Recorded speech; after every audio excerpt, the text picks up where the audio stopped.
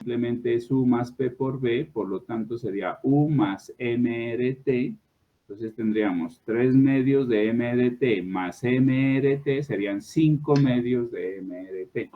¿Está claro? Y la energía interna específica, pues sería simplemente 3 medios de RT y la entalpía específica sería 5 medios de RT para un gas ideal monoatómico, ¿cierto? Entonces, el C sub B, volvemos a los calores específicos, ¿sí? En un gas ideal no va a ser igual al C sub P, ¿cierto? Solo eso se considera en líquidos y sólidos. En los gases sí hay que diferenciarlos. Entonces, simplemente el C sub B, que se define como du de T, ¿cierto? ¿Por qué? Porque la energía interna simplemente depende de la temperatura, miren, si ustedes se dan cuenta en un gas ideal. Entonces, C sub B sería ya la derivada total de la energía interna con respecto a la temperatura, es 3 medios de R, ¿cierto? Y el C sub P, que sería el cambio de la entalpía con respecto a la temperatura, sería 5 medios de R, ¿sí? Y eso lo podemos comprobar en la tabla 1 de calores específicos, ¿no? Este se considera como el calor específico constante, ¿no? ¿Cierto? Digamos, el más básico, ¿sí? Constante. Entonces, vamos a las tablas termodinámicas y fijémonos en eso.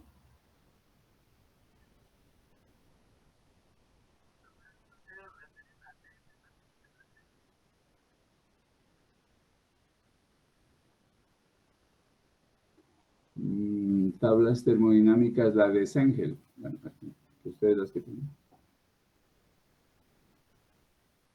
Miren, aquí están los calores específicos. Estos, miren, a eso me refiero. ¿Sí? Entonces, por ejemplo, para el aire, aquí tenemos la constante del aire, que ya la hemos trabajado, ¿no? ¿Cierto? Y aquí está el C sub P y el C sub B. Entonces, en el aire, se considera que el aire es un gas diatómico, ¿cierto? Diatómico, tiene 2 moléculas, ¿sí? Entonces, dos átomos, ¿no? Diatómico. Entonces, para un gas diatómico, ¿cuántos grados de libertad existen? Efectivos. Vamos a hacer el dibujito aquí. Entonces tendríamos una molécula diatómica, bueno, más o menos, digamos, esto. Ahí me perdonan el dibujo.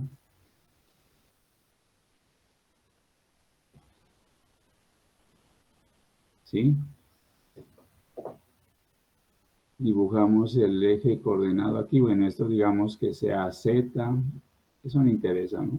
Este es X y este es Y. Entonces, miren, la molécula puede trasladarse en el eje X, perdón, en el eje Y y en el eje Z. Tendríamos 3 de traslación, ¿cierto? Más puede rotar alrededor de este eje y alrededor de este eje. Alrededor del eje X no rota porque no hay brazo de rotación, ¿cierto? Sí, el brazo de rotación sería esta distancia, desde el centro hasta aquí, hasta el átomo, ¿cierto? ¿Sí? Entonces, en el eje X no hay brazo de rotación, entonces tendríamos hasta allí 5 grados de libertad, 2 de rotación y 3 de traslación. Además, pues la molécula puede vibrar a lo largo del enlace que está a lo largo del eje X, ¿no? Así como está dispuesta. Pero ese aporte de la vibración de esa molécula es insignificante, por lo tanto se desprecia. En total, los grados de libertad son 5, ¿cierto? Por lo tanto, la energía interna sería el cambio, la energía interna sería igual a 5 medios, ¿cierto? Sí, de R por T, ¿sí? Y la entalpía sería igual a 7 medios, ¿cierto? Recuerden que la entalpía es U más P por B y P por B es RT, entonces sería 7 medios de RT, ¿sí? Entonces, esto es para el aire, ¿no? Entonces, para el aire, el C sub B simplemente será 5 medios de R, ¿no? y el C sub P será 7 medios de R. Y este es el que se comprueba en esa tabla, ¿no? Vamos a ver. Entonces, mire, dicen que el C sub P es 1.005, ¿cierto? Considerando al aire como una molécula diatómica, ¿cierto? Vamos a ver si eso es cierto, ¿no? Entonces quedaría. El C sub P es 7 medios de R, ¿no? Entonces quedaría 7. Estoy aquí en la calculadora. 7 medios por 0.287. Efectivamente, eso da 1.0045, que lo aproximan a 5. Está bien. Y el C sub B sería 5 medios de R, ¿cierto? Entonces sería 2.5, pues no había caído en cuenta, por 0.287. Y eso da 0.7175, que se aproxima a 8, ¿no? 0.718. Está bien. ¿Sí? Entonces, bueno, ahora, eso es considerando el C sub P y el C sub P, el C sub P y el C sub B, perdón, constantes, ¿no? Pero en la práctica, eso sí lo tengan claro, los calores específicos no son constantes, cambian con la temperatura, o sea, aumentan con la temperatura, ¿sí? Si la temperatura aumenta, ellos también aumentan, no en forma muy exagerada, pero sí cambian, ¿cierto? Y pues obviamente si la temperatura disminuye, también pues ellos disminuyen, ¿cierto? ¿Sí? Pero no en forma exagerada, ¿no? Bien. Existe otro término que se conoce como relación de calores específicos, y lo vamos a definir con la letra K minúscula, K. Y simplemente K es igual a C sub P sobre C sub B, relación de calores específicos, ¿cierto? Bueno, entonces, miren, entonces, hasta aquí resumamos, ¿no? Hay dos calores específicos, uno a volumen constante y otro a presión constante, ¿cierto? Que se aplican en gases ideales, ¿no? Porque en líquidos y sólidos los dos son iguales, entonces no habría problema, solo habría uno, ¿cierto? De hecho, ¿sí? De hecho, ahorita vemos los de líquidos y sólidos, ¿no? El calor específico de líquidos y sólidos, que son prácticamente uno, ¿no? No hay diferencia entre los dos. Y la relación entre los dos se conoce como relación de calores específicos. Además, hay una ecuación, ¿cierto? Identidad, se podría decir, que siempre se cumple, que es esta, ¿no? C sub P menos C sub B es igual a R, ¿sí? Y eso lo podemos comprobar en las tablas, ¿no? Usted reste 1.005, el réstele a ese valor 0.718 y le va a dar 0.228, 0.287, ¿sí? Eso es, siempre se va a cumplir eso, ¿cierto? Entonces, este menos este da este, ¿sí? Eso se cumple para todos los gases, ¿no? Porque esa es una ecuación general, ¿cierto? Entonces, con esa ecuación, ¿cierto? Y con la relación de calor específicos, podemos obtener otras ecuaciones que nos permiten obtener los calores específicos cuando conocemos la constante del gas y la relación de calores específicos. Son unas ecuaciones allí como pues, de ayuda, ¿cierto? ¿Y cómo se deducen? De esta manera. Entonces, partimos de esta ecuación general, ¿no? C sub P menos C sub B es igual a R. Si esta ecuación la dividimos entre C sub P, nos quedaría 1 menos 1 sobre K, ¿cierto? Porque C sub B sobre C sub P sería 1 sobre K. Dividido, igual, perdón, a R sobre C sub P. Y de aquí, de esta ecuación, despejamos C sub P como K por R sobre K menos 1. Entonces, miren, si usted no conoce el C sub P, pero conoce la constante del gas y la relación de calores específicos del gas, usted puede conocer el C sub P con esa pequeña ecuación, ¿cierto? ¿Sí? Y de igual manera, pues para deducir la ecuación para el C sub B, pues simplemente esta ecuación la dividimos entre C sub B, nos quedaría K menos 1 igual a R sobre C sub B, y de allí despejamos C sub B como R sobre K menos 1. ¿Sí está claro? ¿Preguntas hasta ahí? ¿Sí está claro?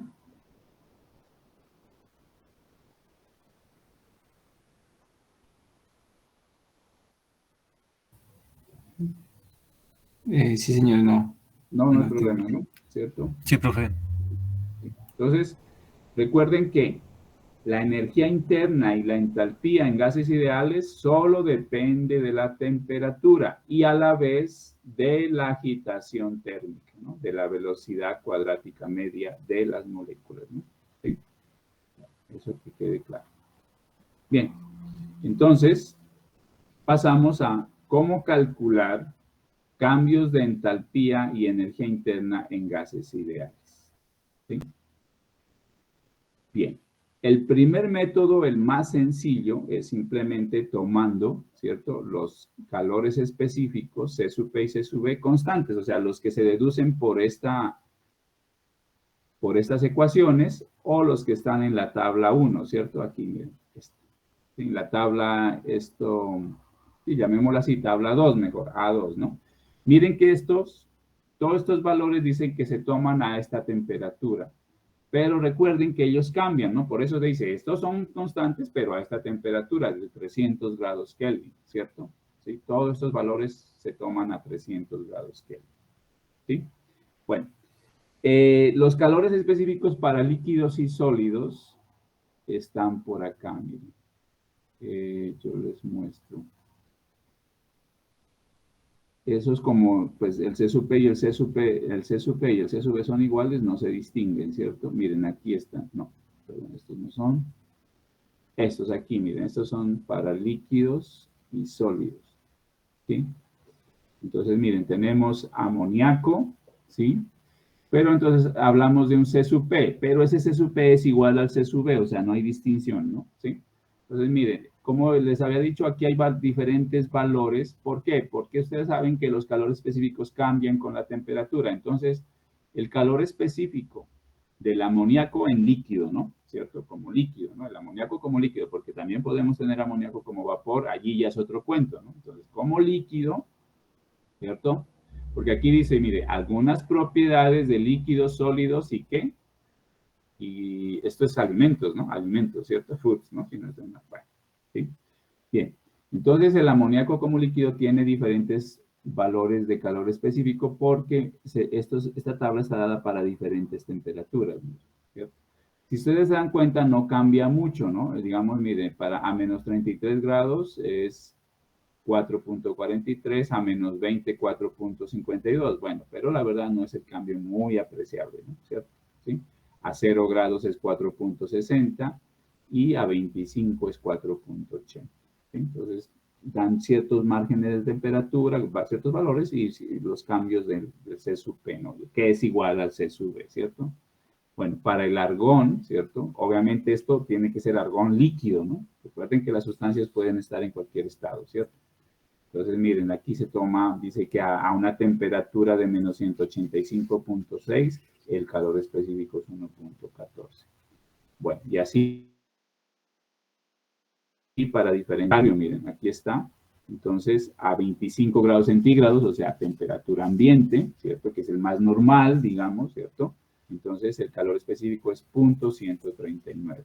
Para el agua, otra sustancia muy importante, pues que se nos queda por allí, miren, aquí lo dan para diferentes temperaturas, pero digamos, la más normal es a 25 grados centígrados, ¿cierto? Que es la que más utilizamos, ¿no? Y el calor específico es 4.186, o sea, 4.18. Eso no se les olvide. Siempre ese calor específico ténganlo en la mente para el agua, porque es el que más se utiliza en la vida. De pronto, cualquier cálculo de calor en un tanque, en lo que sea, se les va a presentar a ustedes como ingenieros, ese ténganlo siempre presente. El calor específico del agua es 4.18, 4.186 a temperatura constante, ¿cierto? Entonces, eso pues les quería mostrar, ¿no? Aquí están en la tabla, en esta tabla están los calores específicos para líquidos y sólidos, ¿sí? A diferentes temperaturas, ¿no? ¿Sí? Pero pues el que más se toma es a temperatura ambiente, ¿cierto? Y se considera. Si ustedes se dan cuenta, miren, a 0 es 4.22 para el agua, a 25, que es temperatura ambiente, digamos 4.18, a 50 no cambia, miren, 4.18, a 75 grados es 4.19 y a 100 grados, digamos, aquí cuando ya está en líquido saturado, todavía es 4.22. La verdad, la diferencia no es mucha, ¿cierto? Sí. Sí.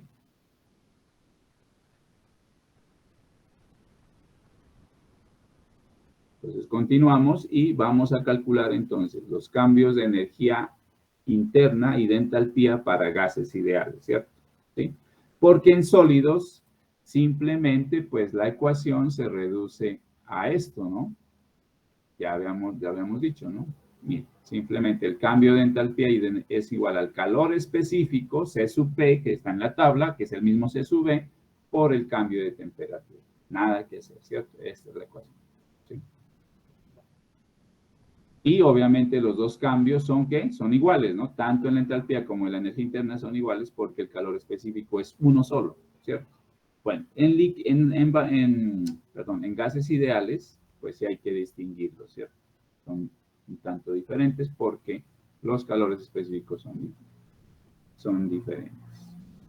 Entonces, el primer método es tomando C sub P y C sub V constantes y estos se consideran como a temperatura constante, a temperatura ambiente, ¿no? A 300 grados Kelvin, o sea, la tabla A2, ¿sí?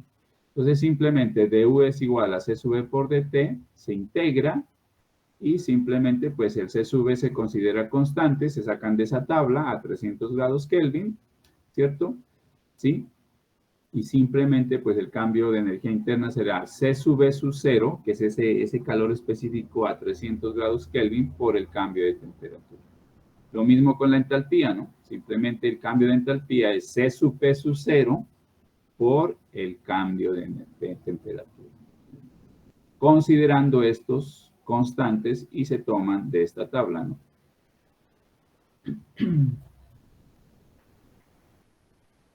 De esta tabla, ¿no? Entonces esto sería C sub P sub 0 y este sería el C sub V sub 0. ¿Está claro? Bueno.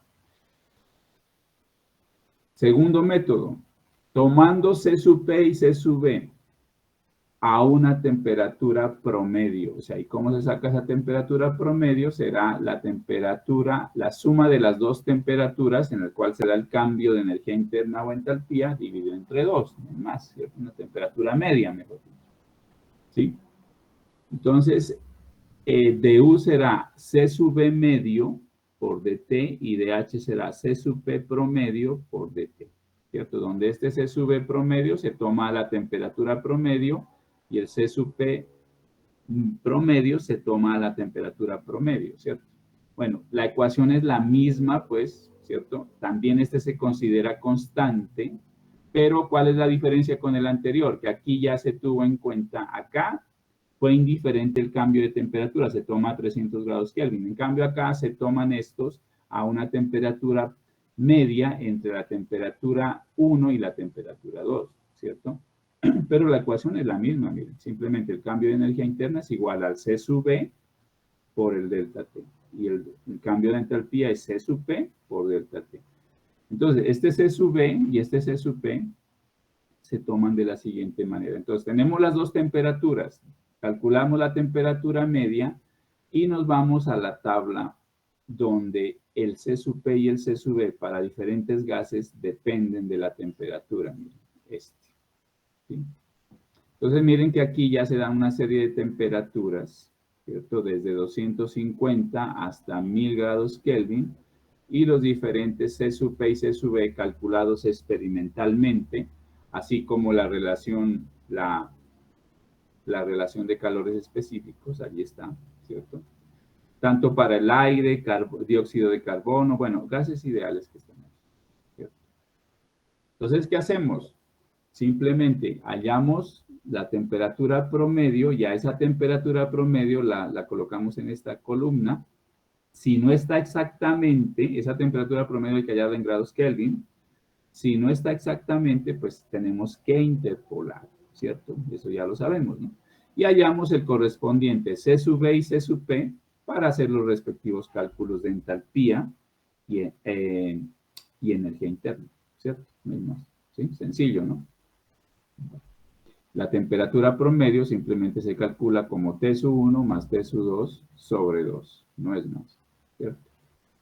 Bueno, pasamos al tercer método. El tercer método es haciendo uso de una ecuación, de la ecuación experimental del C sub P barra, ¿no? Entonces, el C sub P barra, obviamente, este será un calor específico que tendrá unidades de kilojulio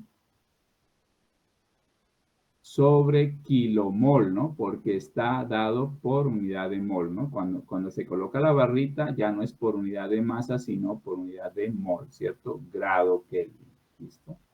¿Sí? Entonces ya sabemos que para obtener el resultado en, digamos, por unidad de masa, hay que dividir entre el peso molecular, ¿cierto? Para convertir los kilomoles a kilogramos, hay que dividir el resultado, ¿cierto? Entre el peso molecular del gas. Y así convertimos simplemente los kilomoles a kilogramos. ¿Está claro? Bueno.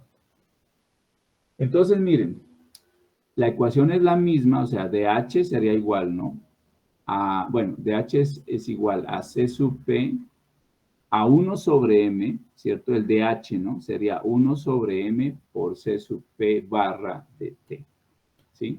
Porque dH barra, o sea, la entalpía por unidad de mol sería igual al C sub P barra, ¿cierto? Por dt, ¿sí? Pero como necesitamos es dH,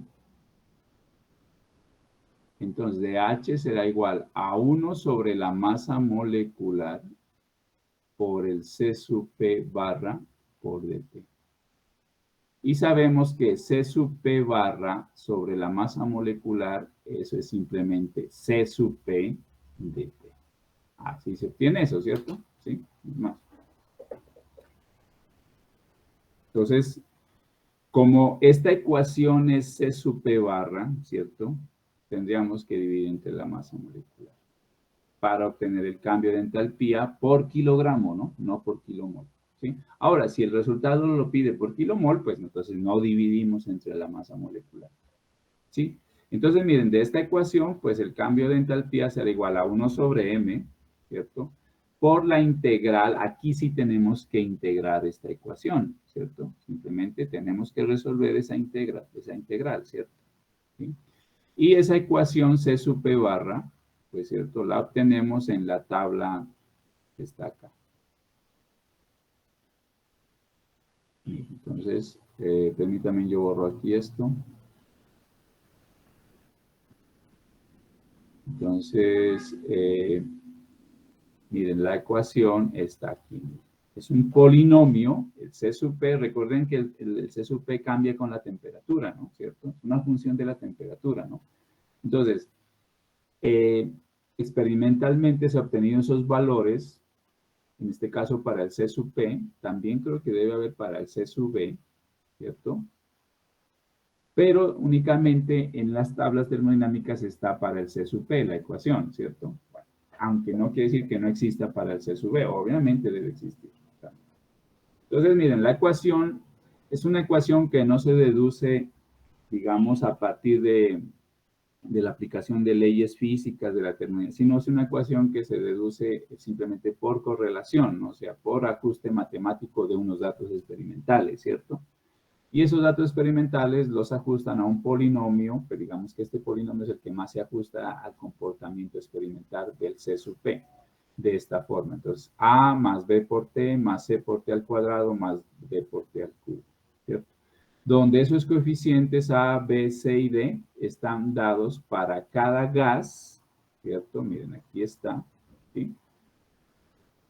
Y entonces lo que tendríamos que hacer es integrar esa ecuación, ¿cierto? ¿Cierto? Con respecto a la temperatura para obtener el cambio de entalpía, ¿cierto? ¿Sí? Bueno, entonces es lo que se hace. Entonces aquí están, miren, A, B, C y D para todos estos gases, ¿cierto? Una ecuación que dice que presenta, bueno, esto aquí, bueno, en primer lugar, ¿no? Se debe aplicar, o sea, es válida, ¿no? Digamos, tiene buena precisión en este rango de temperaturas, un rango de temperaturas bastante, digamos, amplio.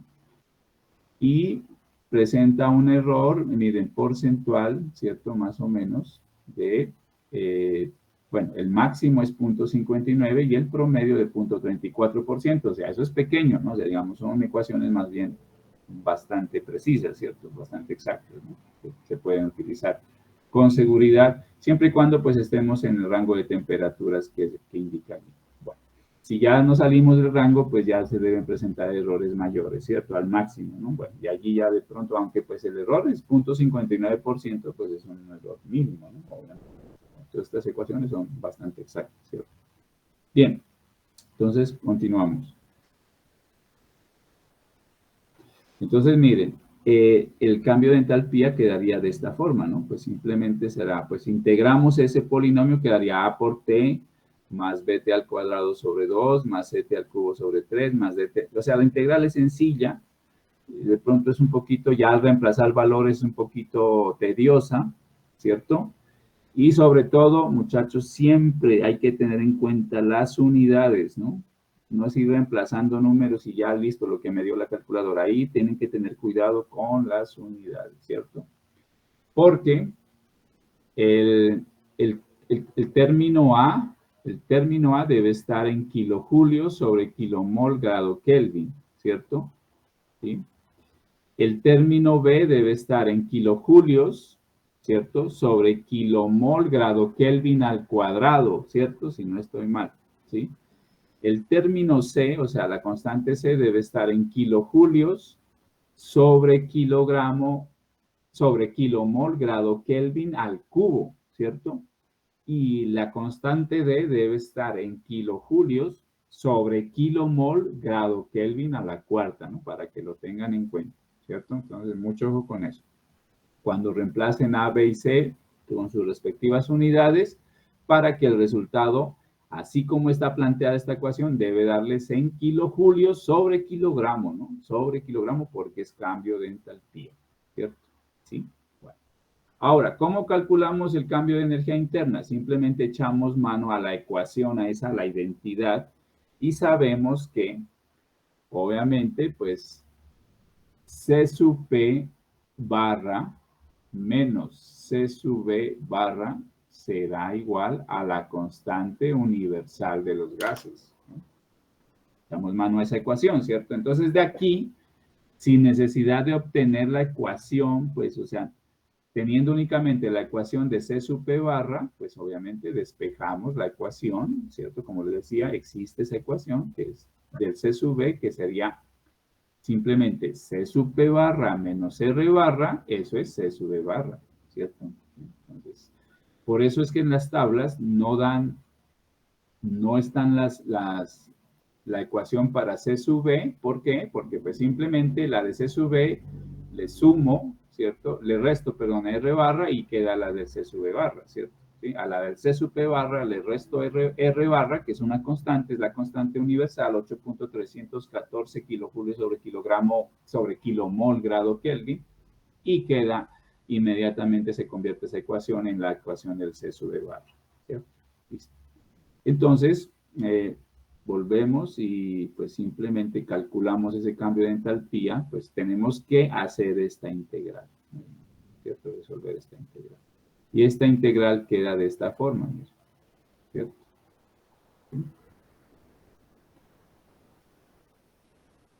Aquí sería R barra, ¿no? R barra. Corrijo allí, perdón. Corrijamos ese. Aquí se rebarra, ¿no? Esto sí me va a magallo a mí. Bueno, listo, ahí está. Sí, corrijo, ¿no? Ese R barra tiene que ir, ¿cierto? Rosito allí.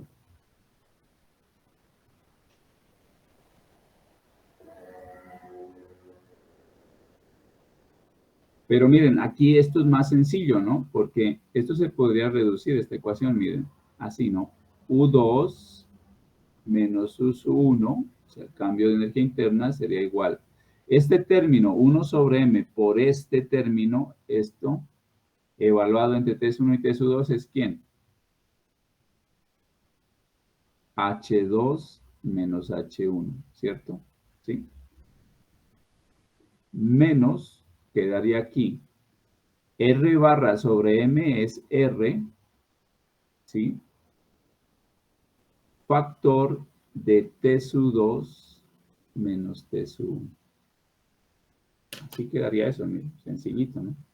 Sin necesidad de volver a hacer la integral, porque si hacemos la primera, o sea, si calculamos la energía interna, el cambio de entalpía, ya lo tenemos ese resultado, y ese resultado simplemente lo volvemos aquí a utilizar para hallar el cambio de energía interna, y simplemente le restamos R, porque R barra sobre M, eso es R, ¿no? Es la constante particular, y simplemente, pues, evaluando en T, ¿cierto? Los límites sería T sub 2 menos T sub 1. No es más bien. Entonces el cambio de energía interna simplemente es igual al cambio de entalpía menos R por T sub 2 menos T sub 1.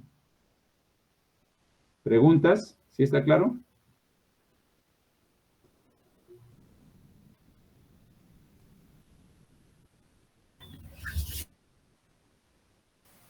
Sí, profe. ¿Sí? Bueno. Y el cuarto método, pues el más sencillo de pronto y es el más exacto, pues ya tomando los cambios de entalpía y energía interna directamente de las tablas de H y U para algunos gases ideales, ¿no? ¿Cierto? ¿Sí?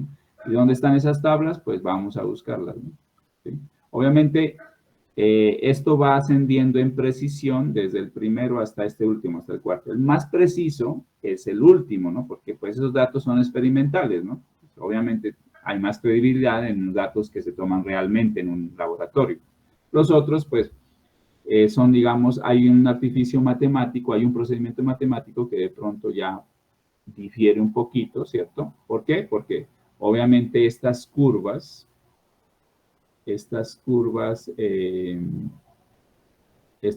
digamos, este polinomio, pues se obtiene a partir de un ajuste. Ese ajuste, pues no va a ser exacto, ¿no? Es, digamos, un comportamiento promedio del comportamiento experimental, ¿cierto?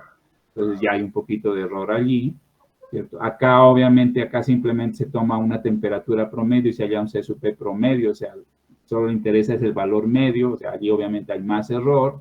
Y acá simplemente se toma, pues en el primer caso, se toma un valor constante a 300 grados centígrados, no interesa si el cambio de entalpía cambia entre las temperaturas que sean, no le interesa, simplemente él toma el C sub P a 300 grados Kelvin, perdón, y calcula el cambio sin tener en cuenta las temperaturas, ¿cierto? ¿Sí? Entonces, pues en el valor del C sub P y C sub V, ¿no? Entonces, digamos que este es el más inexacto, ¿no? El primero es el más inexacto y el último es el más exacto porque se toma a partir de valores experimentales. Bueno, entonces las tablas para ese C sub P y ese C sub V, pues se obtienen de acá. Vamos a verlos. Entonces, a ver. Bueno, estos son los C sub P. Bueno, aquí están para sólidos, miren, aquí están los valores específicos para sólidos, aquí para ciertos alimentos, ¿no?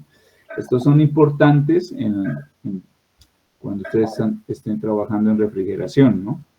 Cómo obtener el calor que se extrae de un alimento, ¿cierto? Entonces ahí obviamente se echa mano del calor específico de cada, pues de la carne, de, bueno, que no está aquí, ¿no? El pollo, bueno, está todo eso, ¿no? Queso, manzanas, bananos, bueno, brócoli, bueno, todos los alimentos, ¿no? Bueno, aquí entramos, estas son las tablas que del agua saturada y las tablas de calor específico, de cambio de energía interna, de cambio de energía interna para gases ideales están por acá. O sea, tenemos que irnos a las tablas de gases ideales, ¿cierto?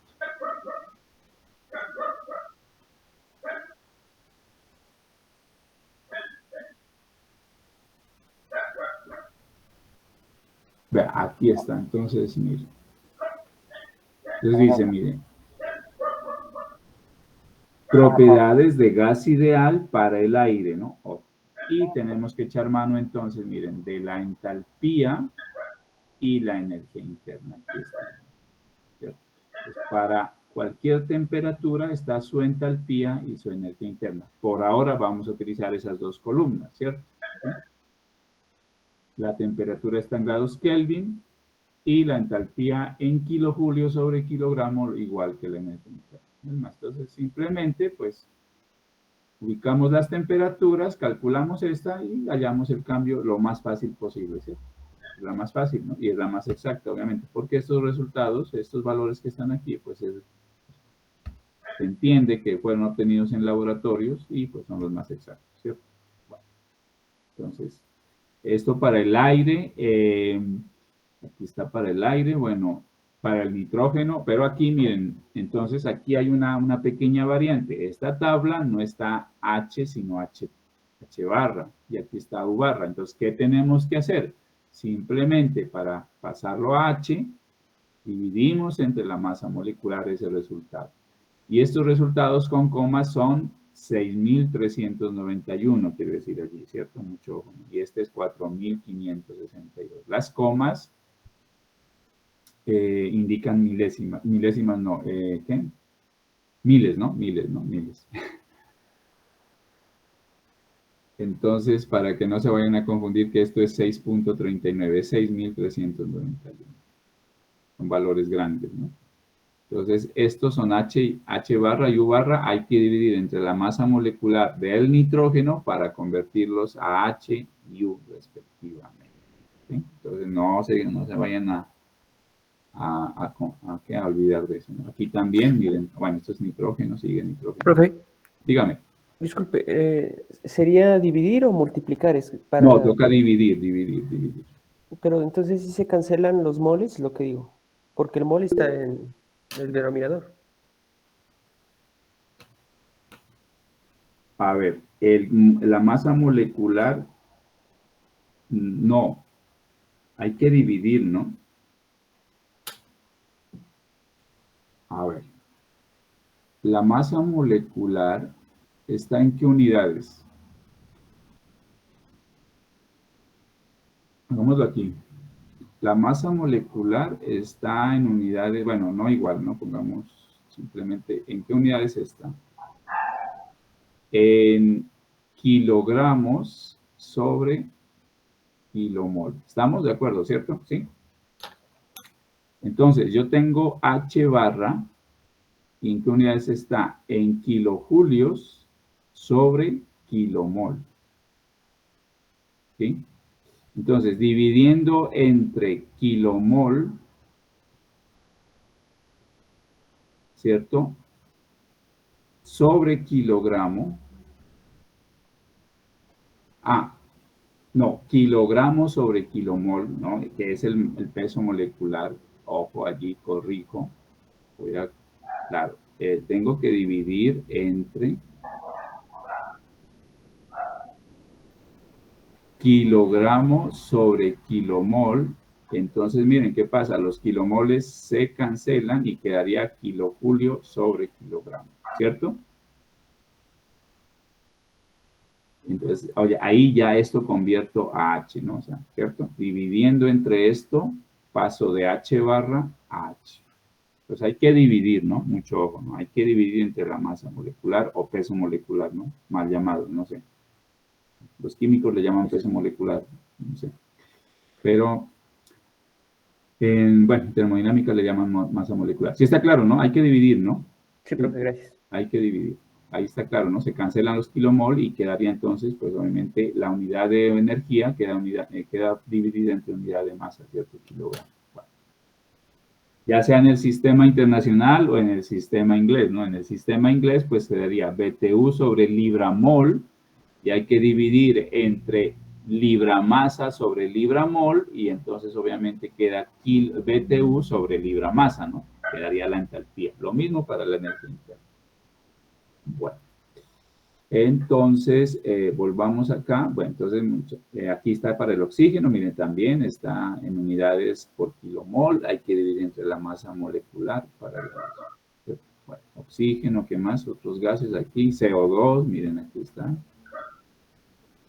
Bueno, en fin, CO, ¿sí? Solo para el aire está en kilojulio sobre kilogramo, ¿no? Para los demás está así en forma molar, diría yo, ¿no? Hidrógeno, bueno, en fin. Vapor de agua como gas ideal, o sea, agua bastante caliente, ¿no? Bastante caliente, ¿cierto? Ojo. Bueno, y oxígeno, miren, oxígeno monoatómico, ¿no? Interesante, ¿no? Oxígeno monoatómico. Esto es que hidróxil. ¿Ve? Bueno, en fin, no lo había visto nunca, ¿no? No lo había fijado en estas tablas, pues que uno siempre trabaja es con el agua, bueno, en fin. Bueno, entonces ahí está para que lo tengan en cuenta, ¿cierto? Miremos un pequeño ejercicio que está aquí, un pequeño ejemplo. Entonces dice, mire, determinar el cambio de entalpía y energía interna para el gas ideal nitrógeno, masa molecular es 28.013 kilogramos por kilomol, R igual a 0.2968 kilojulios sobre kilogramo grado Kelvin, R, ¿no? O sea, es la constante particular del nitrógeno, ¿cierto? Cuando se calienta de 20 grados centígrados a 150 grados centígrados. Entonces, solución. Primero, primer método. C sub B y C sub P constantes, o sea, son el C sub B sub 0 y el C sub P sub 0 que se toman en la tabla A2. Vamos a la tabla A2.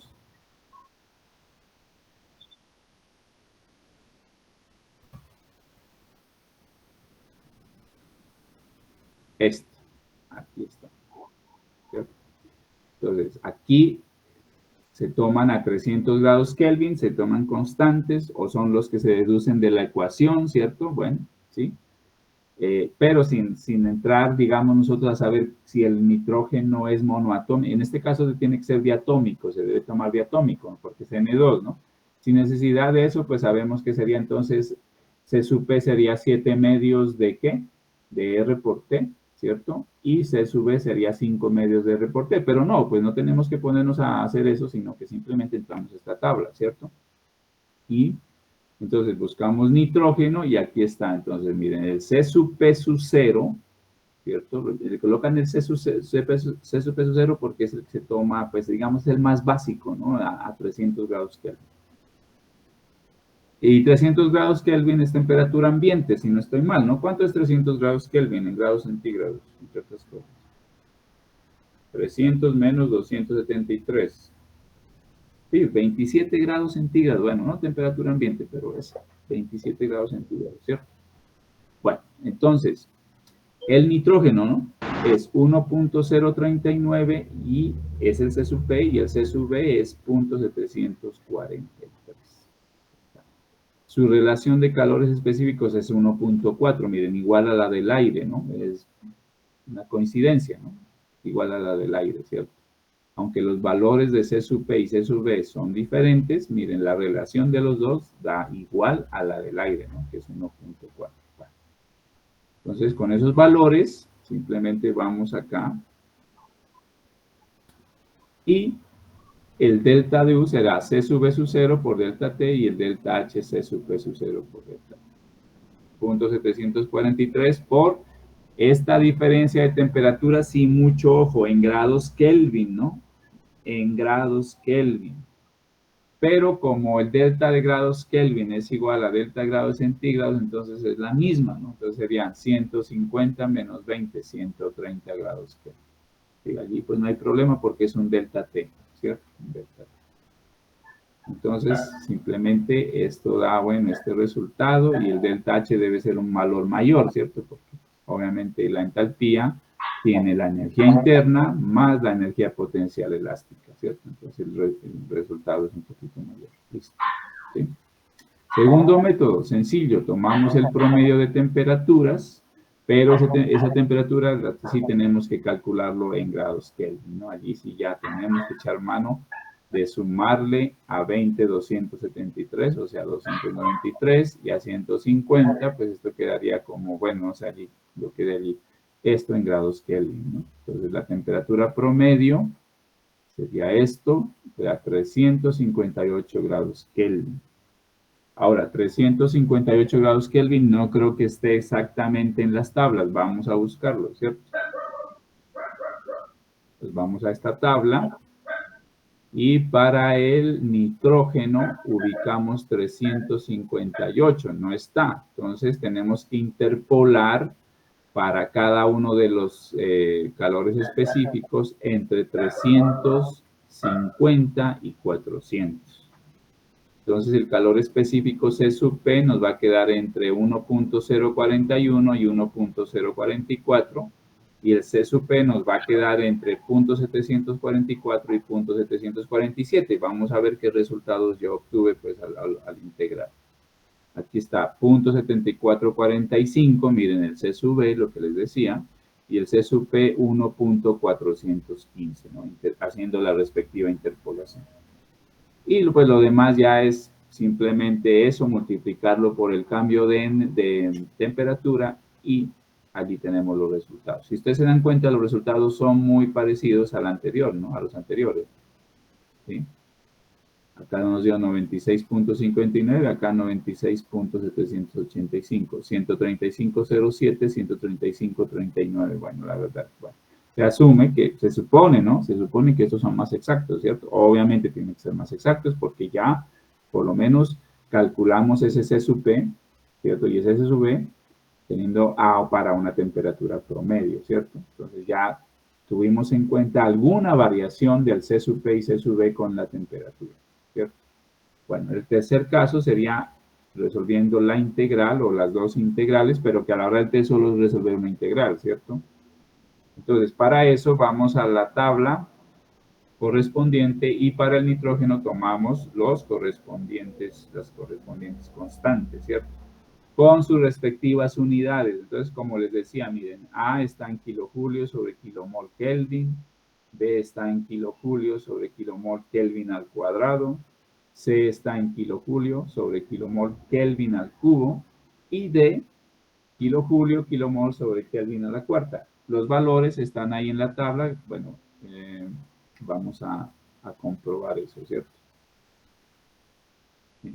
Nitrógeno, ahí está de primero. Entonces, A es 28.9, B menos 0.1571 por 10 a la menos 2, C es menos 0.8081 por 10 a la menos 5 y D menos 2.873 por 10 a la menos 9. Vamos a ver si esos son los valores que están allí. Sí, pues ahí están bien tomados, ¿cierto? Entonces el delta H, ¿cierto? En este caso se calcula primero el delta H, ¿no? Es el más inmediato porque tenemos E sub P barra, ¿no? Sería 1 sobre M, ¿por qué? Porque pues hay que dividir entre M para que ese delta H nos dé en kilojulios sobre kilogramos, ¿cierto? Por la integral de C sub P barra de T, el C sub P barra no lo sacamos de la integral, tenemos que hacer esa integral porque el C sub P tiene una ecuación en función de la temperatura, ¿cierto? Y esa integral ya sabemos que nos da esto. Reemplazamos valores, ¿cierto? Y aquí ya está la ecuación con los límites, pues evaluando los límites. Es una integral fácil, pero pues obviamente no hay que cometer errores a la hora de reemplazar valores, ¿no? Reemplazando valores siempre es un poquito tediosa, pues, o sea, teniendo en cuenta. Y vemos que aquí, miren, kilomol se cancela porque ya dividimos entre la masa molecular y los grados Kelvin, miren, grados Kelvin y Kelvin se cancela, Kelvin al cuadrado y Kelvin al cuadrado se cancela, Kelvin al cubo y acá también quedaría esto, esta también queda en Kelvin al cubo y Kelvin a la cuarta y Kelvin a la cuarta se cancela para darnos un resultado de kilojulio sobre kilogramo que está aquí. ¿Listo? Y eso nos da 135 puntos, bueno, lo que sea. De hecho, parecido al anterior, ¿no? Miren, ¿cierto? Un poquito mayor, ¿no? El cambio de energía interna, pues entonces lo calculamos de esta forma, echamos mano a la ecuación esa identidad, ¿cierto? Este sería el C sub B barra, C sub P barra menos R barra, es el C sub B barra. Sería igual a esto, pero ya sabemos que este término por este es el cambio de entalpía, amigo. Esto, ¿cierto? No sé si lo ven ustedes allí, pues.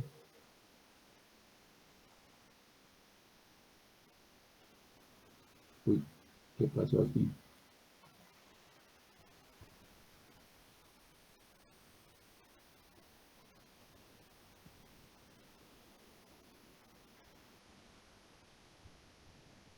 Espérenme, muchachos, este computador sacó la mano.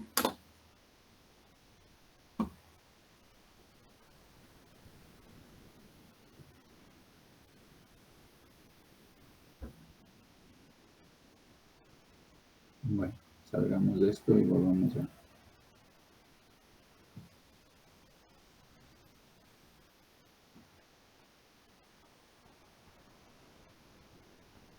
Volvamos a cargar esto.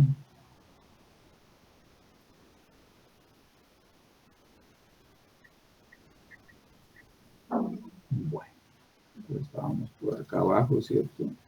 Eso.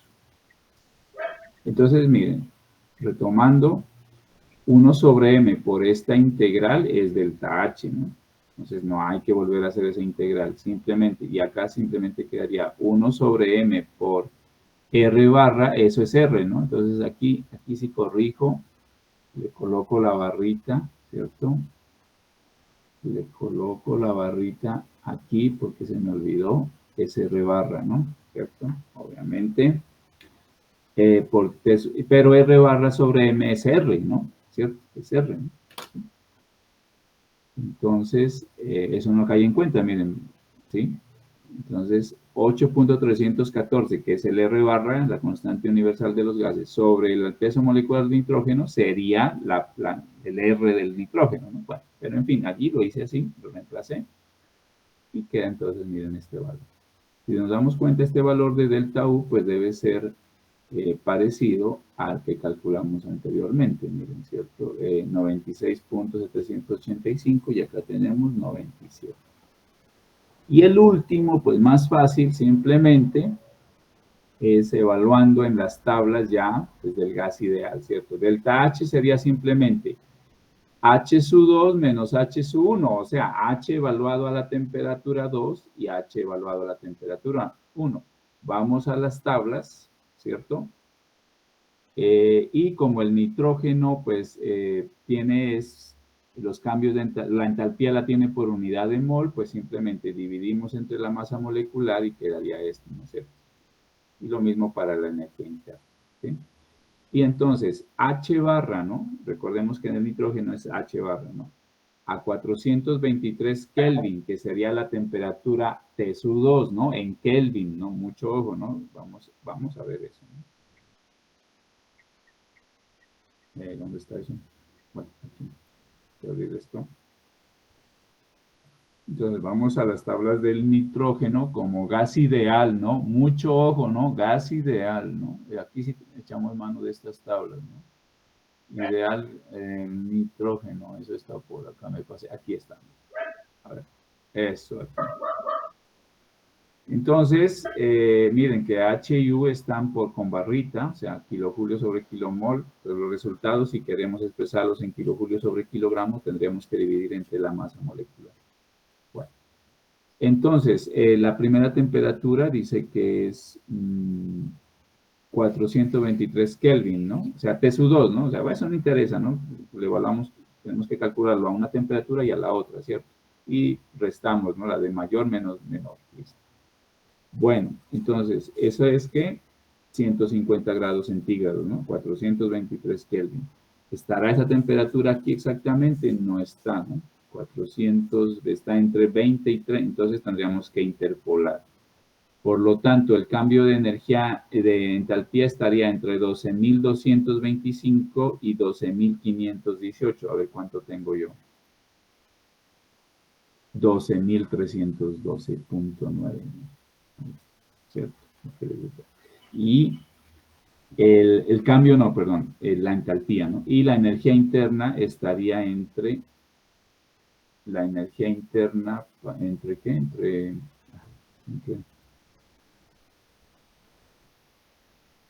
423 Kelvin, 423. La energía interna estaría entre 8.733 y 8.943, interpolando para 423, que está entre 420 y 430, eso ustedes ya lo saben, da 8.796, ¿cierto?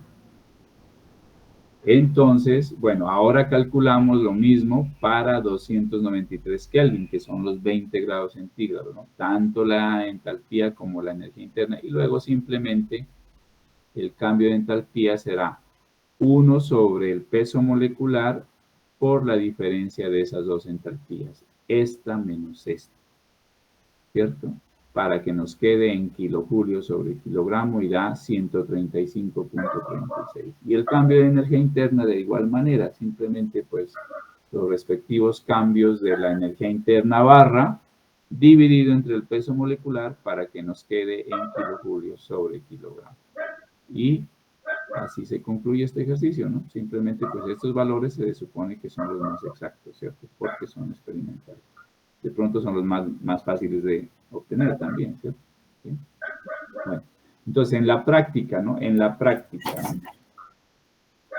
si usted quiere hallar un cambio de entalpía, digamos, entonces será igual a C sub P 0 por delta T. ¿Sí? Donde este lo tomo de la tabla 1, es el más inmediato, ¿no? Y con ese vamos a trabajar, ¿sí? A menos que especifique, digamos, si usted está de rapidez trabajando como ingeniero, este es el que debe utilizar, y el delta U, pues simplemente C sube su 0 por delta T. ¿Sí? Estos son los de rapidez, ¿no? Y pues obviamente tienen su exactitud considerable, o sea, aceptable, ¿cierto? Pero si ustedes dicen ya necesito con una precisión más alta, pues entonces ya echa mano, digamos, del último, con los datos experimentales, o el de la integral, ¿cierto? De la integral. Pero, digamos, de rapidez, digamos, el más inmediato es este. Bueno, ¿preguntas? ¿Sí quedó claro? ¿O alguna pregunta?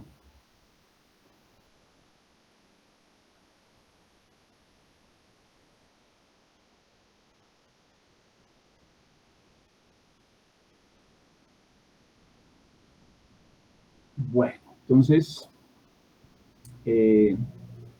yo quería mostrarles unas diapositivas en esta última media hora que queda, pues para más o menos irlos introduciendo al tema de la próxima clase, ¿no? La próxima semana, para ya pensar en hacer el segundo examen, ¿cierto? Entonces miremos unas diapositivas y les voy explicando así, digamos, sencillamente, pues, ¿no? ¿De qué trata, no? Vamos a ver.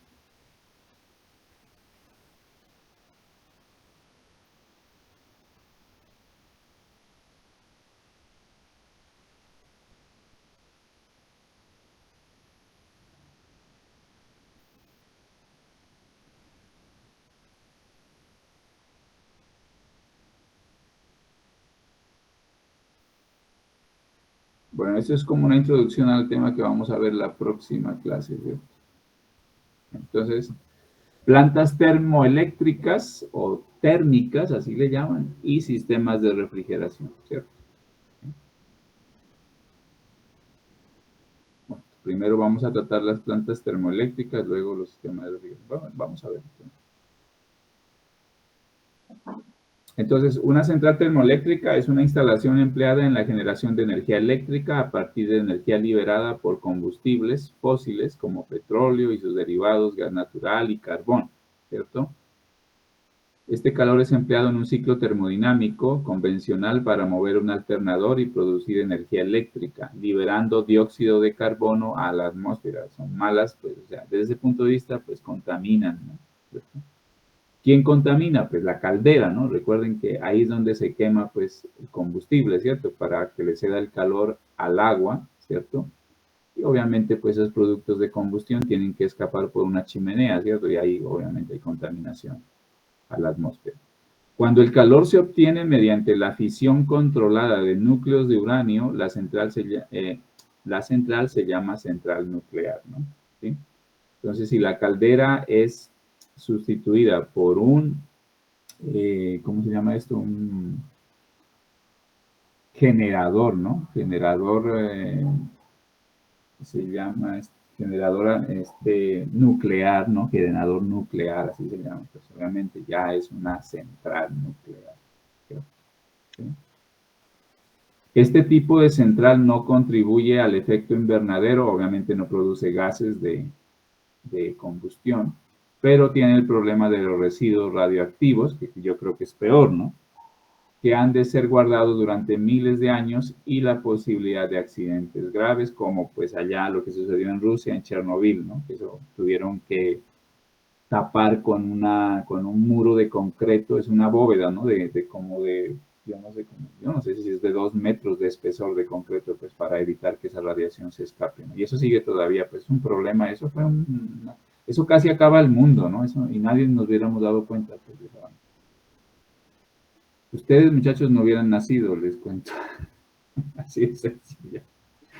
Bueno, para que tengan en cuenta lo que puede producir, digamos, jugar con estas cosas, ¿no? De la energía nuclear. ¿Sí? Eso fue como en el año, yo no sé, 87, 86, no sé, por allá fue eso, ¿no? Bueno, continuamos. Entonces, miren, esto es más o menos lo que ustedes ven pasando por ahí por el valle, ¿no? Por la zona industrial del valle. Ahí hay muchos ingenios, plantas donde tienen calderas, o sea, hay plantas termoeléctricas, ¿no? Y obviamente ustedes van a ver la chimenea, ¿no? Allí se ven 3 calderas con sus respectivas chimeneas, ¿cierto? Esas son calderas acuatubulares, son grandes, ¿no? Miren, eso tiene escaleras para subir, es prácticamente como un edificio, una vaina, pues, ¿sí? Es grande, ¿no? Tiene, no sé, allí se ve como unos 3 o 4 pisos, 5 pisos, pues, ¿sí? Y la chimenea correspondiente, ¿cierto? Estas son las partes, bueno, pasemos al esquema. Aquí está, miren, este sería el esquema de una planta termoeléctrica, ¿cierto? Está constituida por la caldera, ¿cierto? Esta es la caldera, la turbina, que está acoplada al generador, ¿cierto? El condensador, que es un intercambiador de calor, y el sistema de bombeo, ¿no? Entonces el agua impulsa, perdón, la bomba impulsa el agua hacia la caldera, entra acá, ¿cierto? Aquí el agua, recibe el calor de los productos de combustión, ¿sí?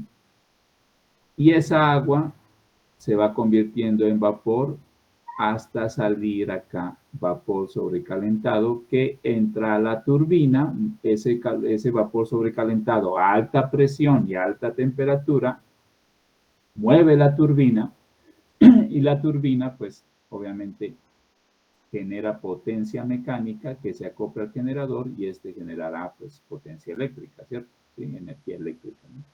Ahora, ese vapor que sale aquí de la turbina se debe condensar, volverlo nuevamente agua para que la bomba nuevamente lo impulse a la caldera y así cumplir el ciclo, ¿cierto? Ciclo termodinámico.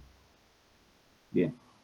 Ahora, el calor que se rechaza aquí en el condensador para enfriar el vapor, es una mezcla, ¿no? En la turbina por lo general aquí sale mezcla, ¿no? Entonces, y para ese vapor convertir, esa parte de, pues mezcla es vapor más agua, ¿no? Pero ese vapor para convertirlo en agua, completamente en agua, pues hay que quitarle calor, entonces se utiliza pues un sistema de refrigeración con agua y esa agua de enfriamiento se toma de un río, eso no está bien, tiene que ser de un lago artificial, ¿cierto? Porque esa agua caliente que sale de aquí del condensador no se debe llevar nuevamente al río, ¿no? Sino se debe llevar a una torre de enfriamiento, ¿cierto? Un sistema, pues un edificio donde se enfría eso, ¿no? Y luego retornar al lago artificial, ¿no? Porque pues si se vuelve a botar al río, hay contaminación térmica de un río, pues y eso ya pues obviamente lo sanciona. Bueno, eso pues obviamente es un delito, ¿no? De contaminar térmicamente a un río, ¿no? Pues mata peces, mata todos los vegetales, bueno, o sea, digamos, mata la flora y la fauna de un río, ¿no? ¿Sí? Bien. Entonces, eso debe llevarse a un lago artificial, ¿no? Donde está esa agua allí caliente reposando. Pues, ¿no? Entonces, bueno, hablemos de cada una de esas partes. Aquí está la caldera, ¿cierto? o generador de vapor. Miren, esta es una acuotubular, si ustedes se dan cuenta, pues sin entrar en detalles es grande, ¿no? Miren la persona cómo queda con respecto a ese aparato, ¿cierto? ¿Sí?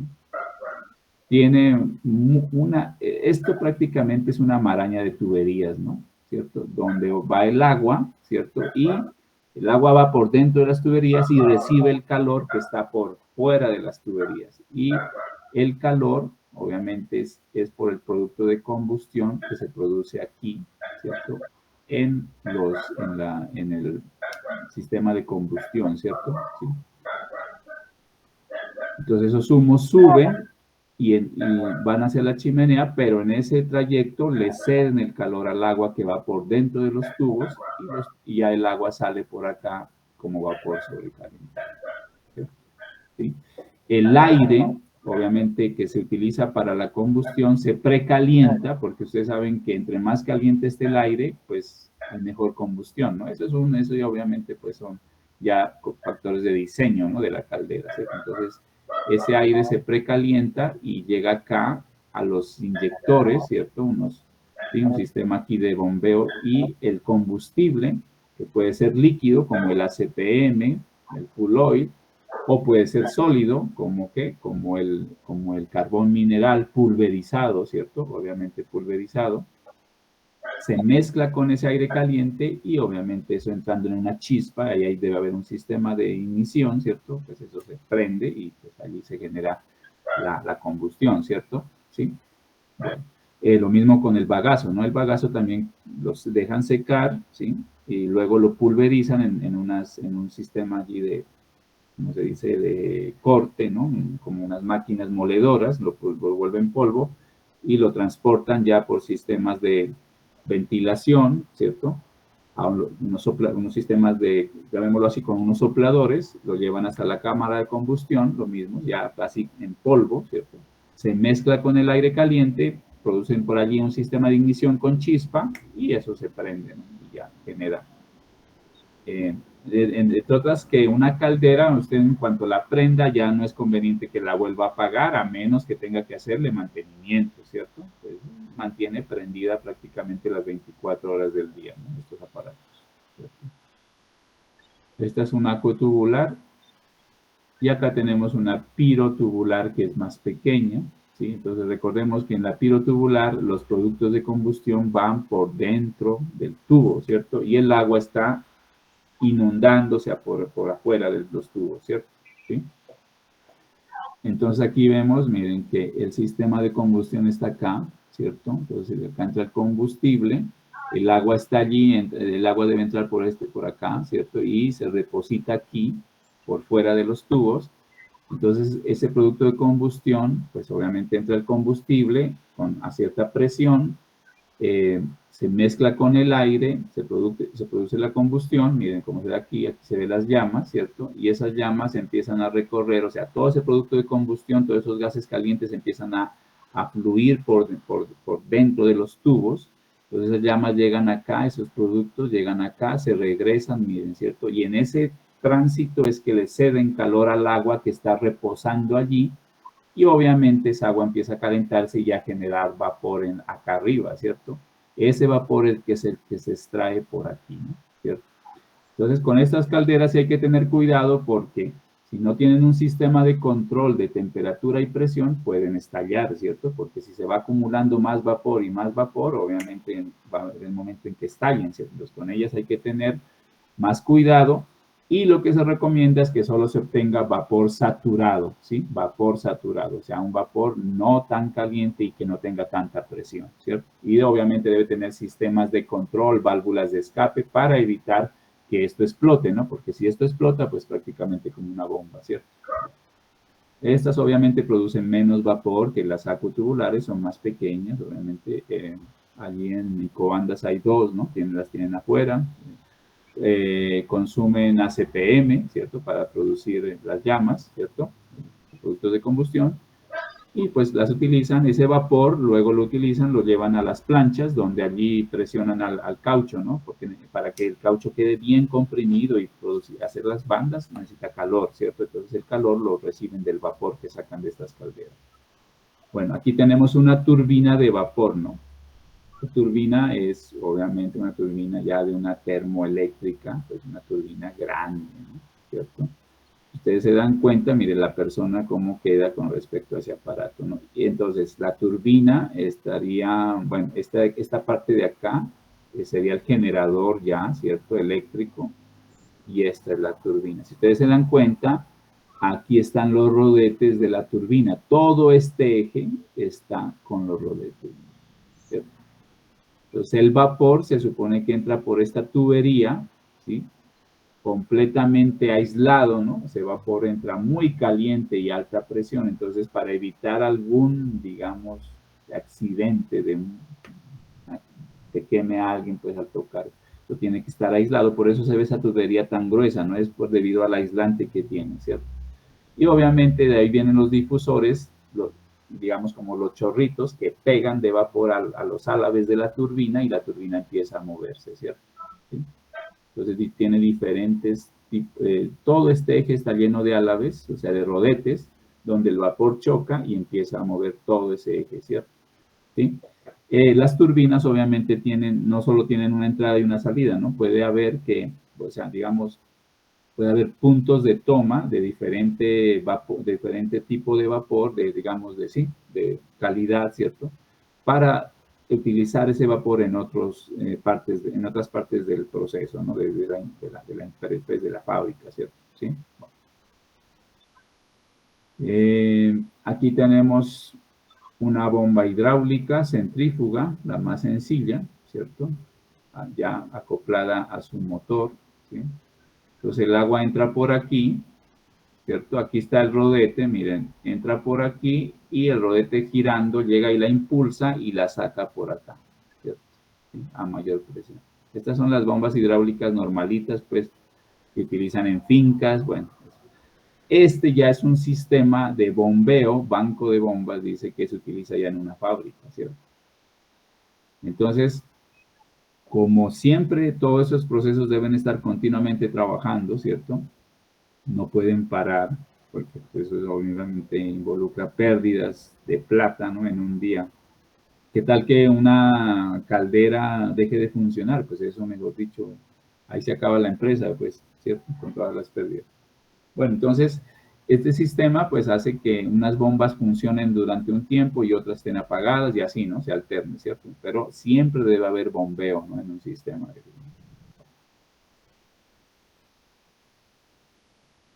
Esta ya es una turbobomba, miren, se dan cuenta, una bomba, pero ya inmensa, ¿no? Es grande, ¿no? ¿Cierto? Y esta bomba, pues ya la debe mover una turbina de vapor, ¿cierto? Entonces, la turbina de vapor mueve a la bomba y la bomba impulsa agua hacia la caldera, ¿cierto? Ya la potencia de esta bomba es tan grande, pues se necesita para moverla, ya un motor eléctrico no la mueve, un motor de combustión interna tampoco, o si la mueve necesitaría un motor muy grande y consumiría mucho combustible, entonces ya por cuestión de economía, que es lo que primero prima en una empresa, ¿no? Si usted le pregunta, si a usted en una entrevista en una empresa le preguntan qué es una máquina, usted no va a decir una máquina es un dispositivo que convierte una energía en otro tipo de energía, no.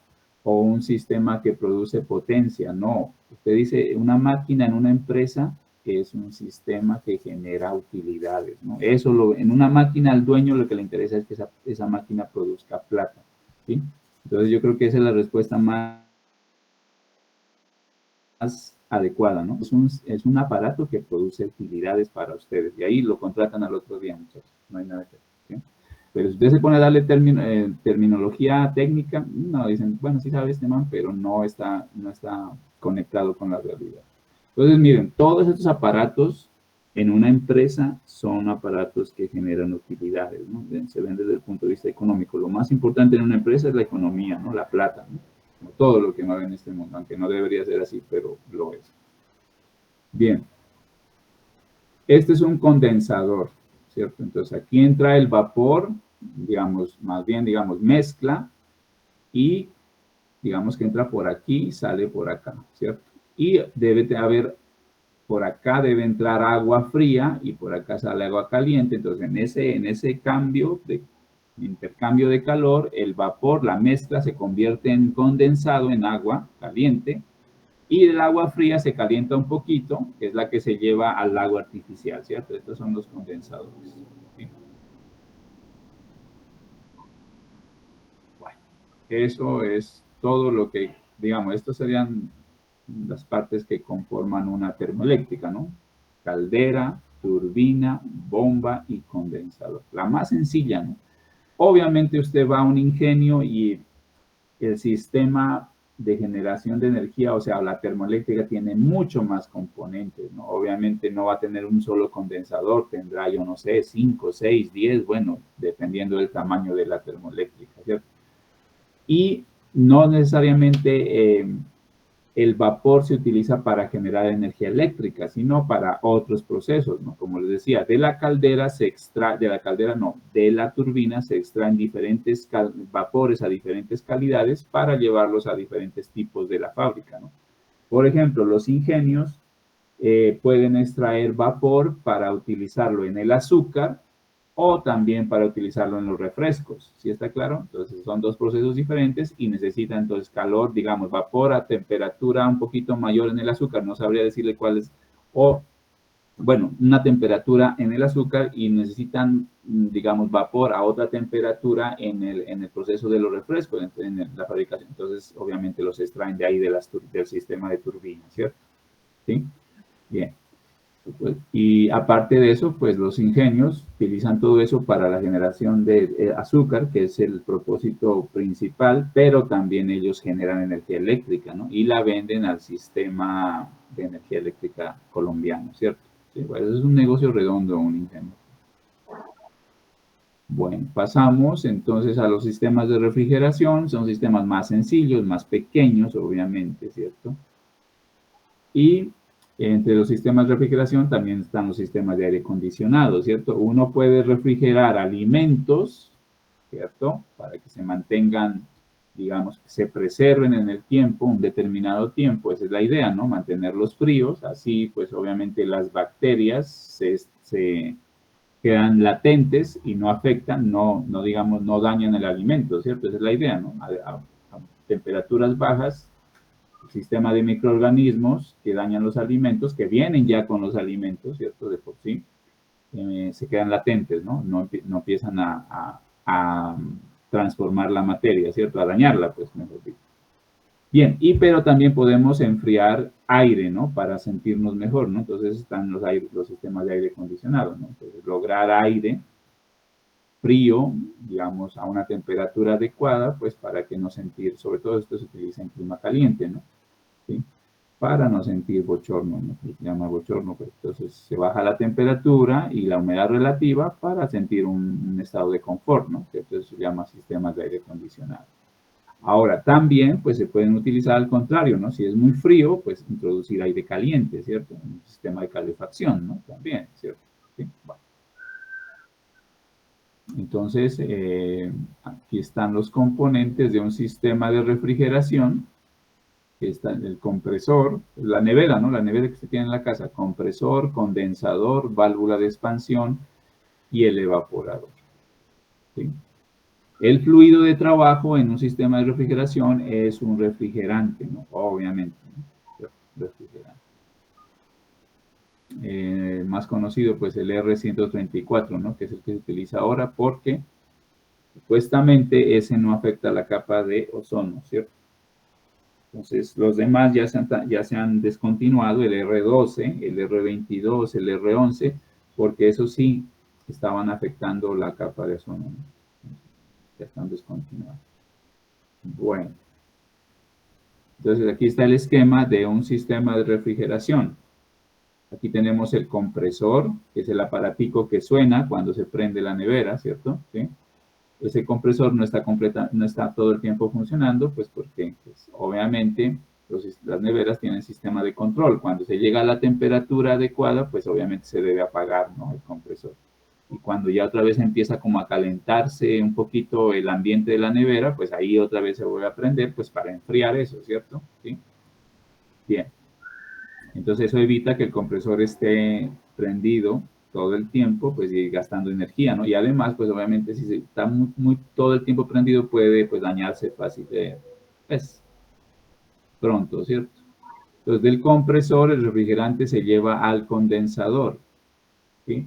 El condensador es la parte de atrás de la nevera que está prácticamente a la atmósfera, es un serpentín, donde en el condensador el refrigerante se enfría, como su nombre lo dice, condensa, ¿no? O sea, pasa de vapor a líquido saturado, ¿cierto? Se enfría, ¿no?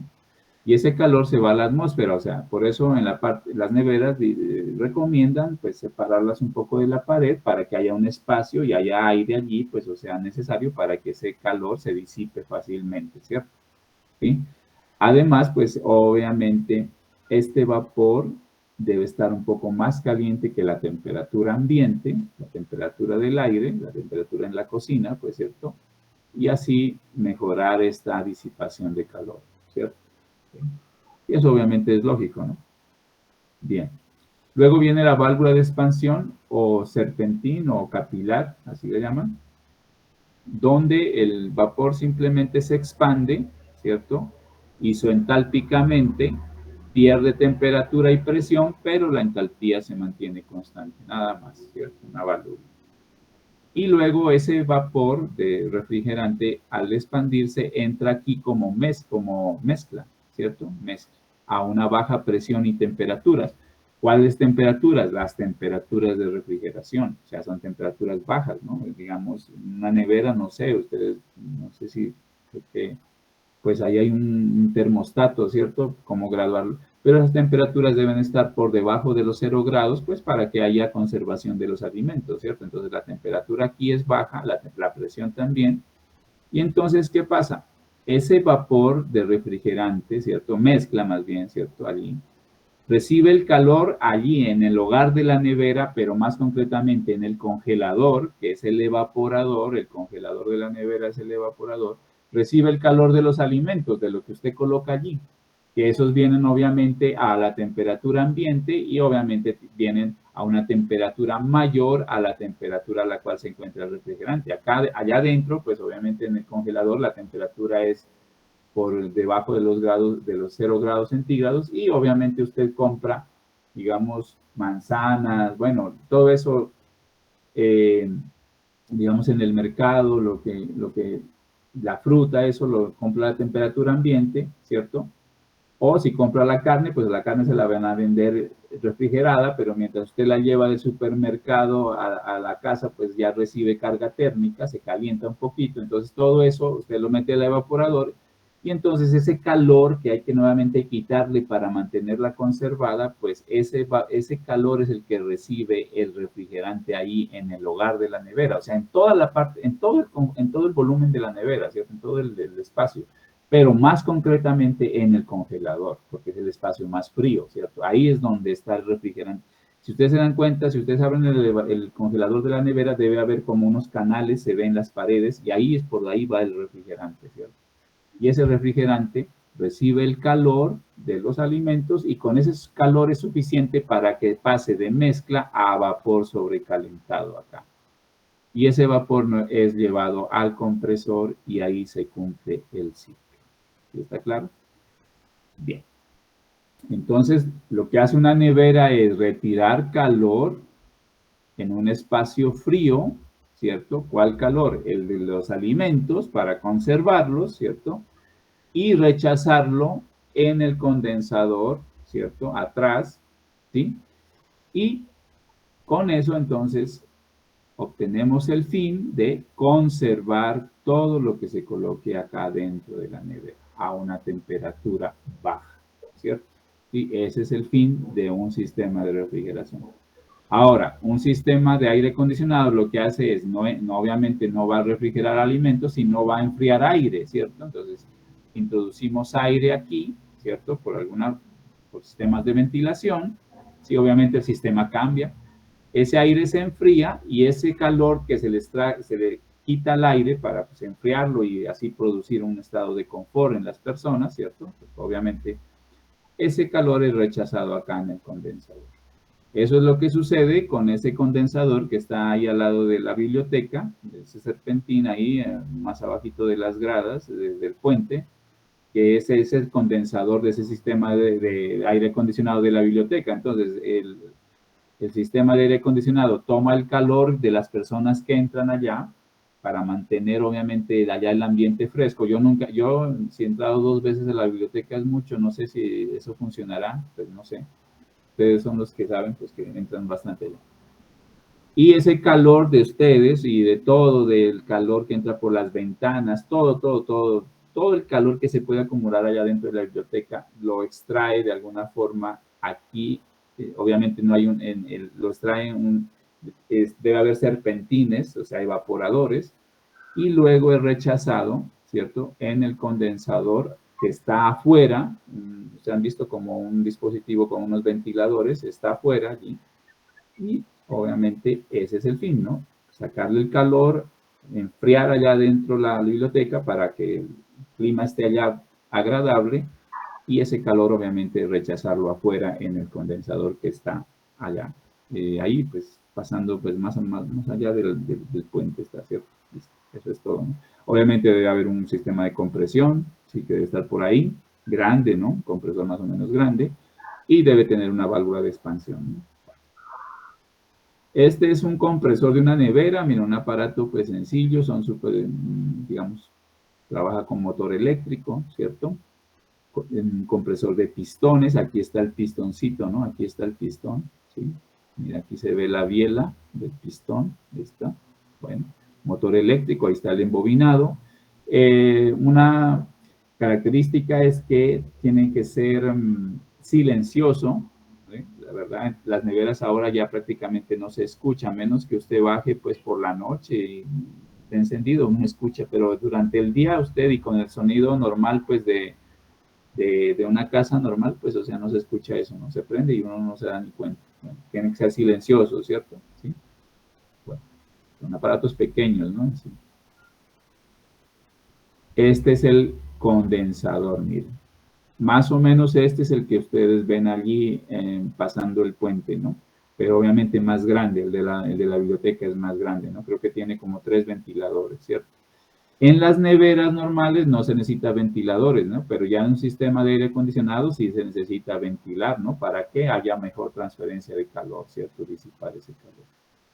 Este es el condensador. Bien, entonces estos condensadores se enfrían por aire, ¿cierto? Sí, aire, ¿no? ¿Sí? Y el refrigerante iría por dentro de estos tubitos que van aquí, estos tubos de cobre. ¿Listo? Entonces el refrigerante caliente se enfría con el aire que pues impulsan los ventiladores, ¿cierto? Y ese aire, pues ese calor se va a la atmósfera y hasta ahí llegó, ¿no? Se pierde ahí, pues. ¿Cierto? Bueno. Esta es la válvula de expansión, ¿sí? En las neveras pequeñas esta válvula no se coloca, sino simplemente un serpentín como el que está allí, un tubito capilar le llaman a eso, ¿no? ¿Sí? Entonces usted va y de pronto se le daña eso, entonces vaya donde le reparen, le dicen cuántos metros de capilar y usted dice, bueno, véndame unos 2 metros y eso se lo venden, pero viene enrolladito, ¿no? Viene, esto es un tubito, pero pues de un diámetro interno muy pequeño, ¿no? Para producir caída de presión, ¿cierto? Y pues obviamente cuando se daña esto, digamos, a veces se suelta aquí la soldadura, ¿cierto? O se corroe eso, entonces llegan y le sueltan esto con cobre, ¿sí? Y listo, no es más.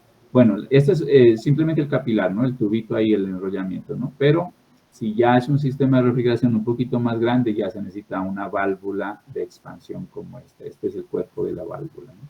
¿Cierto? Bueno. En sí, esta es una válvula termostática, o sea que este vendría a ser un sensor de temperatura, ¿no? Pero ese capilar, como que está allí, es muy similar al capilar que les digo que genera el cambio de la caída de presión y de temperatura en el refrigerante, ¿no? ¿Sí? Esta es una válvula termostática que tiene un sensor de temperatura. Y aquí está el evaporador, que este es un evaporador ya industrial, ¿no? Digamos, ya es de un congelador, más bien ya es grande, ¿cierto?